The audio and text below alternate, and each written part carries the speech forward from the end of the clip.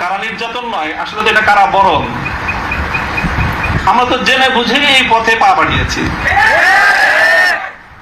কেউ যদি মনে করে থাকে যে আমরা জানি না, তাহলে এটা তাদের মিস ইনফরমেশন। আমরা জানি আমাদের এই পথে চলতে গেলে এই পথটা কুসুমাস্তীর্ণ নয়। এই পথে লাল গালিচা থাকে, কখনো কখনো প্রতীকী অর্থে লাল গালিচা থাকে, তবে সেই লাল গালিচার লালিমাটা যতটা না গালিচার রং দিয়ে লাল হয়, তার চেয়ে বেশি লাল হয় ভাইয়ের শাহাদাতের রক্তের মাধ্যমে। শাহাদাতের রক্তের নজরানা দিয়েই আমরা সেই পথে ইনশাআল্লাহ পৌঁছবো, যে পথে শাপলা চত্বরের ভাইয়েরা শাহাদাতের রক্ত দিয়েছেন, যে পথে আমার হাটহাজারীর সন্তানেরা শাহাদাতের রক্ত দিয়েছেন, যে পথে আমার বিবাড়িয়ার ব্রাহ্মণ শহীদ বাড়িয়ার বীর শহীদানেরা যে পথে আত্মত্যাগ স্বীকার করেছেন, আমরা তাদের সে পথকে ভুলবো না। তাদের সেই শাহাদাতকে আমরা কোনো সময় সেই শাহাদাত অস্বীকার করার কোন প্রবণতাকে এক মুহূর্তের জন্য বরদাস্ত করবো না। শহীদ হয়েছে আমার ভাই, সরি বলেন। বাংলায় না বলতে চান দুঃখিত, দুঃখিত যদি বলতে না চান আপনাদের প্রিয় ভাষা ইংলিশেই বলেন, তবে কি বলেন? সরি বলেন। সে রক্তকে অস্বীকার করার চেষ্টা করবেন না। শাহাদাতের শহীদের রক্তের সঙ্গে গাদ্দারি করার মতো সেই বেঈমান কওমি মাদ্রাসায় জন্ম হয়। জামিয়া রহমানিয়া আজিজিয়ার আমার আসাদুজায়ে কেরাম উপস্থিত রয়েছেন, আমার উস্তাদে মুহতারাম মুফতি হিফজুর রহমান হাফিজাহুল্লাহ তাআলা, আমার অভিভাবক জামিয়ার সুনামধন্য প্রিন্সিপাল আল্লামা মাহফুজুল হক হাফিজাহুল্লাহ,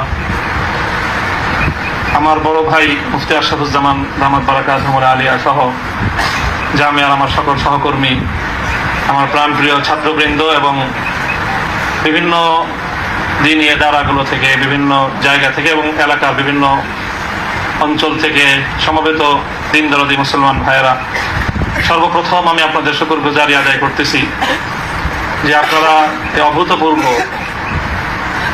আজকের আপনাদের এই উপস্থিতি এবং আপনাদের এই অভূতপূর্ব উচ্ছ্বাসের মধ্য দিয়ে আপনারা ইসলামী আন্দোলনের পথ চলার একজন পথিককে অনুপ্রাণিত করেছেন। আল্লাহ রাব্বুল আলামিন আপনাদের সকলকে এর উত্তম বিনিময় জাযায়ে খায়ের নসিব করুন।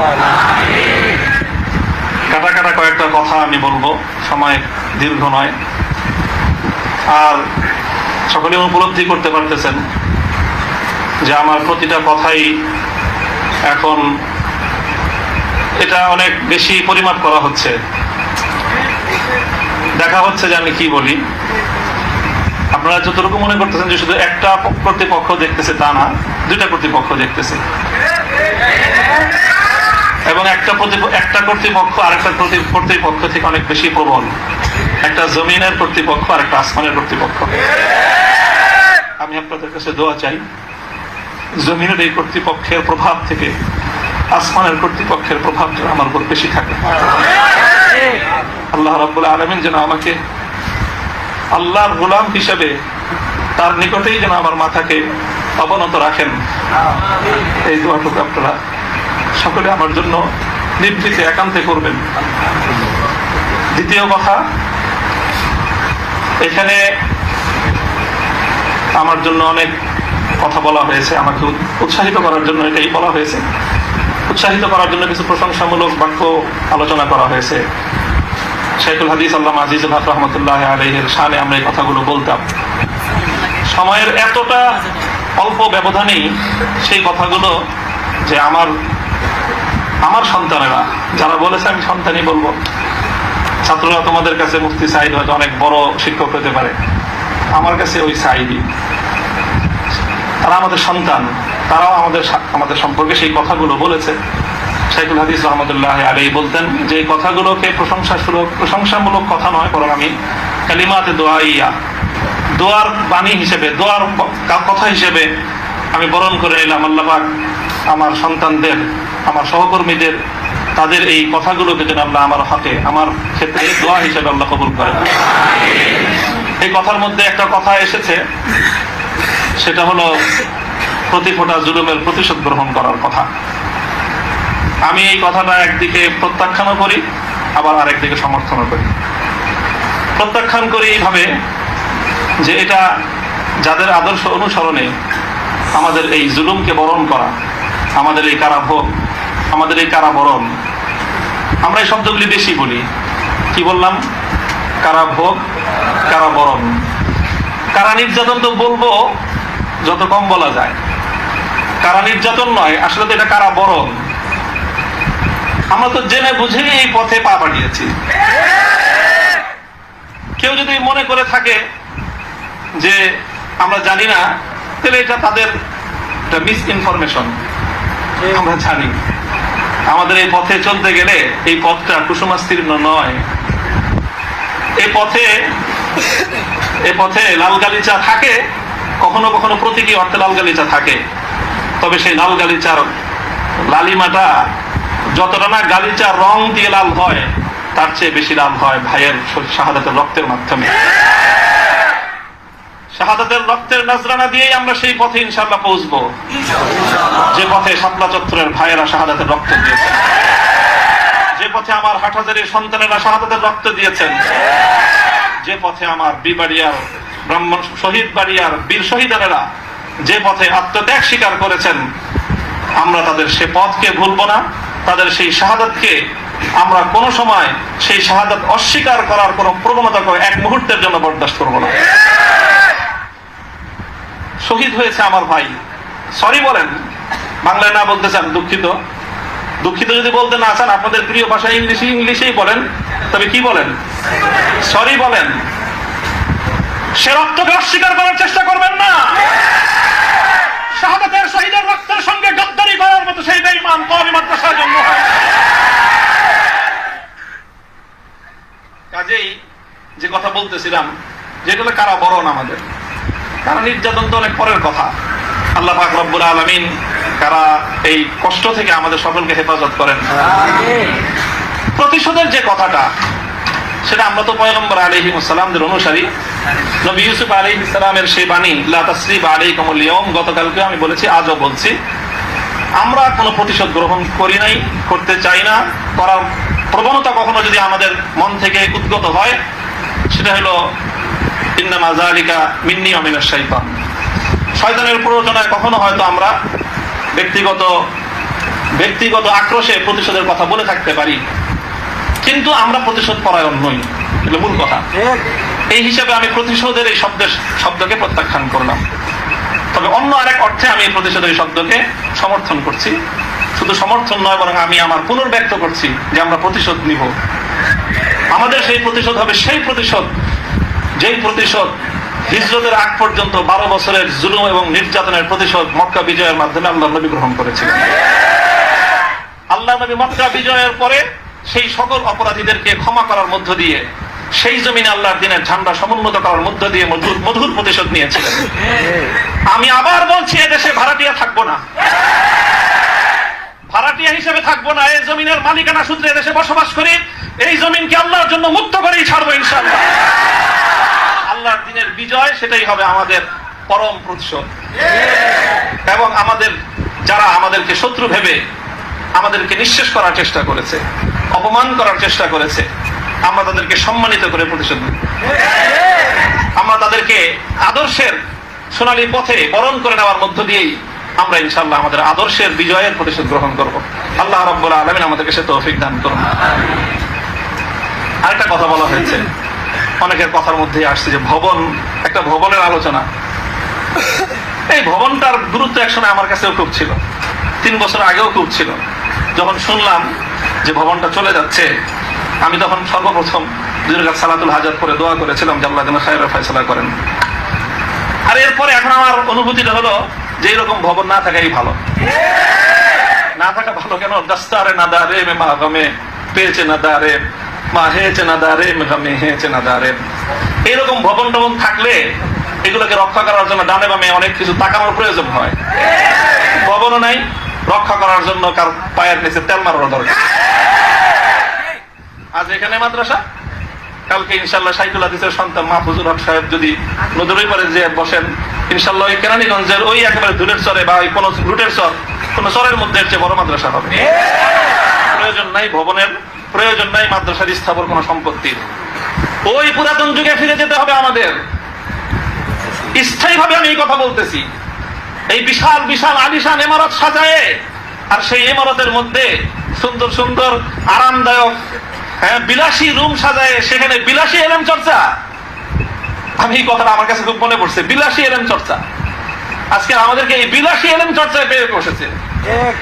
বিলাসী এলেম চর্চার পথ বাদ দিয়ে আমাদের আকাবের এবং আসলাফদের মতো সেই খেজুর গাছের তলায়, বট গাছের নিচে সালাদ চাটার উপর বসে আমাদেরকে কাল আল্লাহ কাল রাসূলের তালিম দেওয়ার সেই সবক গ্রহণ করতে হবে। তাহলে ইনশাআল্লাহ আমরা বাতিলের তাখতে তাউসকে উল্টে দিয়ে সেখানে আমরা কালেমা ঝান্ডা সমুন্নত করতে পারব। মোল্লা মুহাম্মদ ওমর রাহিমাহুল্লাহ তাআলা তিনি সারা পৃথিবীর সুপার পাওয়ারের সাথে টক্কর দিয়েছিলেন। আমাদের বাংলাদেশের মধ্যে কোনো গণভবন আর সংসদ ভবন, বঙ্গভবন কিছুই ছিল না। কান্দাহারের ছোট্ট একটা ঘরের মধ্যে ভাঙ্গা খাটের উপরে বসে টক্কর দিয়ে দিলেন তো সুপার পাওয়ারের সাথে। সারা দুনিয়া মনে করলো যে বেকুবের দল। 20 বছর পর আল্লাহ দেখা দিলেন তারাই বিজয়ী দল।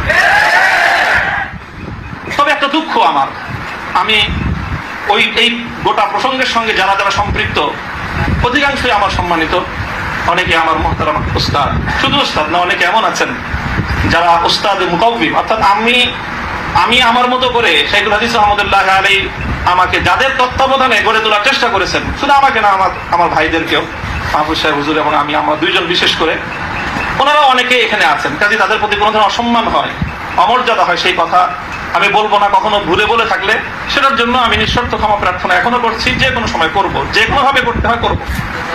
তবে একটা কথা, দুঃখের কথা, হৃদয়ে রক্তক্ষরণের একটা কথা, সেটা যদি আমার বাবার দ্বারাও সেই ভুলটা হতো আমি বলতাম। সেই ভুলটা যদি এখন আমার অভিভাবক মাহফুজ সাহেব যদি সেই ভুল করেন সেটাও আমি বলবো। সেই ভুল যদি আমিও করি, আমাকেও যেন আল্লাহ পাক সেই ভুলটা অনুভূতি দান করেন। সেটা হলো যখন এদেশে মূর্তির বিষয় নিয়ে বিতর্ক তৈরি হলো, ভাস্কর্য নামে জাতীয় পর্যায়ে মূর্তি তৈরি হবে কি হবে না এই বিষয়ে যখন বিতর্ক, তখন আপনারা সেই বিতর্কের মঞ্চে ডিজিটাল ছবি তোলাটা কতটা বড় অপরাধ, কতটা বড় অন্যায়, কত বড় গুনাহ, সেই মাসলা নিয়ে আসলেন। দুঃখটা এই জায়গায়, আপনারা সেই মাসলা উত্থাপন করে তখন এই মূর্তি এবং ভাস্কর্যকে প্রকারান্তরে বৈধতা দেওয়ার চেষ্টা করেছেন। আপনারা বোঝানোর চেষ্টা করেছেন যে আজকের একটা ছাত্র ফেসবুকে তার ছবি আপলোড করা যতটুকু বড় অপরাধ, বাংলাদেশের স্বাধীনতার স্থপতি এবং মরহুম বঙ্গবন্ধু শেখ মুজিবুর রহমান সাহেবের 60 ফুট লম্বা ভাস্কর্য নামক মূর্তি স্থাপন করা সমান অপরাধ। এটা বোঝানোর চেষ্টা করেছেন আপনারা। ব্যাপারটা কি এক? এটাই হলো দুঃখ যে এই কাজটা সামনে করেন না আপনারা যদি ভাস্কর্যের বিরোধিতা করতে ভয় পান, তাহলে আমি আপনাকে দোষারোপ করব না। তবে ভাস্কর্য নামক এই সকল শিরকি সংস্কৃতির বিরুদ্ধে যারা কথা বলবে, তাদের প্রতিপক্ষ হয়ে মাঠে গিয়ে এই ধরনের বিতর্কিত মাসলা উত্থাপন করে জালিমের এবং যারা মূর্তি পূজারীদের দোষর, তাদের অবস্থানকে সংহত করবেন। আমি জানি না, যদি বুঝে করে থাকেন গফরাল্লাহু লাকুম, আল্লাহ আপনাদেরকে মাফ করুন। আপনি যদি বুঝে শুনে করে থাকেন, আখাফু আলাইকুমুশ শিরক, আখাফু আলাইকুমুশ শিরক, না বুঝে করে থাকেন, সেটাই আমার ধারণা যে আপনারা অনেক বড় বড় আলেম, রাজনৈতিক প্রজ্ঞা আপনাদের কিছুটা ঘাটতি থেকে থাকতে পারে এই ক্ষেত্রে অন্তত। কাজেই এই জায়গাটায় বিলম্ব হলে আপনারা কথা বলেন, এর ইতিহাস আপনাদেরকে ক্ষমা করবে না। মনে রাখেন না যে আমরা হেফাজতে ইসলামের কিছু নওজওয়ান আলেম এবার যেটা করছে, সরকার একটা ভালো বুদ্ধির কাজ করছে। আগের অতীত থেকে তারা শিক্ষা নিছে। তো শাইখুল হাদিসের মতো, মুফতি আমিনী সাহেবদের মতো বৃদ্ধ মানুষদেরকে তারা আটকায় জাতির কাছে তারা একটা বিশেষ বড় ধরনের একটা আসামির কাঠগড়ায় দাঁড়ায় গেছিল। এবার তারা আমাদের মুরব্বীদেরকে কারো গায়ে স্পর্শ করেনি, শুরুই করছে মামুনুল হক থেকে, যে এদের হাত পাও গুলি সব ভাঙিয়ে দাও, তাইলে এই বুড়া মাথা যেগুলো আছে সেগুলো আর কি করবে, এই পলিসি নিয়েছেন।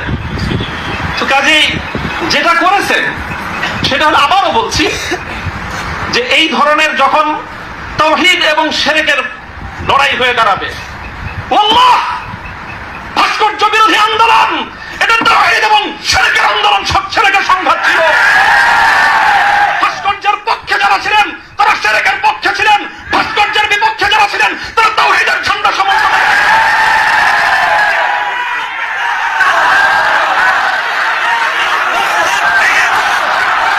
আপনারা শুনেন, আবারও বলছি, ভাস্কর্য ভাস্কর্যের পক্ষ বিপক্ষের এই লড়াইকে একজন মরহুম মুসলিম নেতা মরহুম বঙ্গবন্ধু শেখ মুজিবুর রহমান সাহেবের ব্যক্তিত্বকে মাঝখানে এনে বিষয়টাকে ভিন্ন রং দেওয়ার চেষ্টা করা হয়েছিল।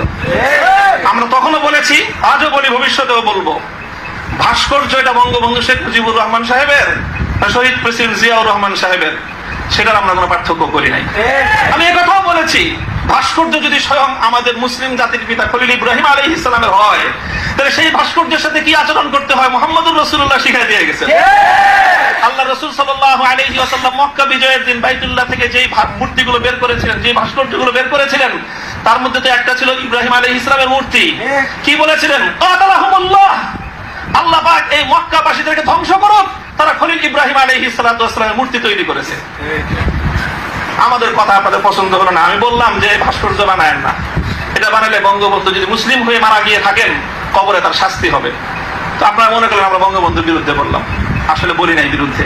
তিনি যদি, আবারও বলছি, যদি আল্লাহ তাকে ইমানের সাথে খাতনা দিয়ে থাকেন, আমি জানি না তার কি অবস্থায় মৃত্যু হয়েছে, সেটা কেউ বলতে পারবে না, তাহলে তার ভাস্কর্য, তার মূর্তি তৈরি করাটা এটা তার সঙ্গে চরম বিশ্বাসঘাতকতা। সর্বশেষ কথা হলো এই, খলিল ইব্রাহিম আলাইহিস সালাতু ওয়াস সালামকে যখন এই মূর্তি বিরোধী আন্দোলনের, মূর্তি বিরোধী কার্যক্রমের পরিণামে নমরুদ কি করেছিল? অগ্নিকুণ্ডে নিক্ষেপ করেছিল, এটা সবাই জানি আমরা। কিন্তু অগ্নিকুণ্ডে নিক্ষেপ করাটা এটা নমরুদের প্রধান শাস্তি ছিল না। নমরুদ ইব্রাহিম আলাইহিস সালাম থেকে যে প্রতিশোধটা গ্রহণ করেছিল সেটা কিন্তু প্রধান এটা ছিল না যে নাকি কি করেছে, আগুনে নিক্ষেপ করেছে। আরে খলিল ইব্রাহিমকে আগুনে নিক্ষেপ করে আর কি প্রতিশোধ নিবে? যে বেটা তার প্রাণাধিক প্রিয় সুপুত্রকে আল্লাহর জন্য হাসি মুখে কোরবানি করতে চায়, তার নিজের জীবনের দাম তার কাছে আর কতটুকু, তার কি মারবে আর কি জ্বালাবে? সবচেয়ে বড় যে জঘন্য কাজটা নমরুদ করেছিল সেটা হলো ইব্রাহিম আলাইহিস সালাতু ওয়াস সালামকে অগ্নিকুণ্ডে নিক্ষেপ করার আগে ওনাকে বিবস্ত্র করে ফেলেছিল, ওনার সারা শরীর থেকে কাপড় খুলে ফেলেছিল, বাংলায় বুঝেন না, উলঙ্গ করেছিল। আল্লাহ পাক রব্বুল আলামিন ইব্রাহিম আলাইহিস সালামকে একজন একটা পুরস্কার দিবেন। সেই পুরস্কারটা আল্লাহর নবী বলেছেন, আউয়ালু মান ইউসা ইয়াউমাল কিয়ামাতি ইব্রাহিম খলিলুল্লাহ। ও ইব্রাহিম, মূর্তির বিরুদ্ধাচরণ করার কারণে মূর্তি পূজারীরা তোমার শরীর থেকে সম্মানের আবরুর কাপড় খুলে নিয়েছে। কিয়ামতের দিন যখন সমস্ত মানুষ বিবস্ত্র থাকবে, সর্বপ্রথম আমি তুমি ইব্রাহিম খলিলকে কাপড় পরায়ে সমস্ত মানুষের সামনে সম্মানিত করব। আমার কেন জানে মনে হয়েছে আমি একজন অপরাধী, অনেক অপরাধের শেষ নাই, আমার ভুল ত্রুটির কোনো শেষ নাই। ওই যে বললেন না যে আব্দুল বাসিদের 42টা মামলা, মামলার তো অভাব নাই, এই যে কোনো মামলায় ফাঁসি দিতে পারেন। ফাঁসি দিতে তারা অন্য কিছু লাগে না, আদালতে দাঁড়ায় এক মহিলা আইনজীবী করে বিচার করার জন্য এত কিছু লাগে নাকি? আমাদের কত হালকা সাক্ষ্যতে আমরা মানুষের বিচার করে ফেললাম। ওপেন আদালতে বলতেছে এই কথা, বিচার করার জন্য খুব কিছু লাগে না। হত্যা মামলা কতগুলো আছে আমার নামে, ছিনতাই মামলা আছে, পকেটকারী মামলা, পকেট চুরির মামলা, পকেটমারের মামলা আছে, চুরির মামলা আছে, সব মামলাই তো আছে। যে কোনো মামলা দিয়ে ফাঁসি দিয়ে দিতে পারেন। আপনারা চেষ্টা করেছেন বিবস্ত্র করতে চেষ্টা করেছেন, তবে একটা জিনিস ভালো করেছেন, আপনারা যেই কেসটাকে বিবস্ত্র করার জন্য বেছে নিয়েছেন সেই কেসটা ছিল খুব দুর্বল। আগামী 50 বছরের জন্য ওলামায়ে কেরামের বিরুদ্ধে ষড়যন্ত্রের দুয়ার রুদ্ধ হয়ে গেছে। আপনারা যদি এই ধরনের ষড়যন্ত্র করতে থাকেন, জাতি আবার নতুন করে বলবে, এতদিন বলতো ইউসুফ আলাইহিস সালামের বিরুদ্ধে যে ষড়যন্ত্র করছে, মামুনুল হকের বিরুদ্ধে সেই ষড়যন্ত্র, সামনে বলবে মামুনুল হকের বিরুদ্ধে যে ষড়যন্ত্র হয়েছিল, আব্দুল্লাহর বিরুদ্ধে সেই ষড়যন্ত্র। আমি আপনাদের কাছে দোয়া চাই, আল্লাহ রাব্বুল আলামিন যেন আমাকে এটার বিনিময়ে ইব্রাহিম আলাইহিস সালাতু ওয়াস সালামের সঙ্গী করে কিয়ামতের দিন আল্লাহ পাক রব্বুল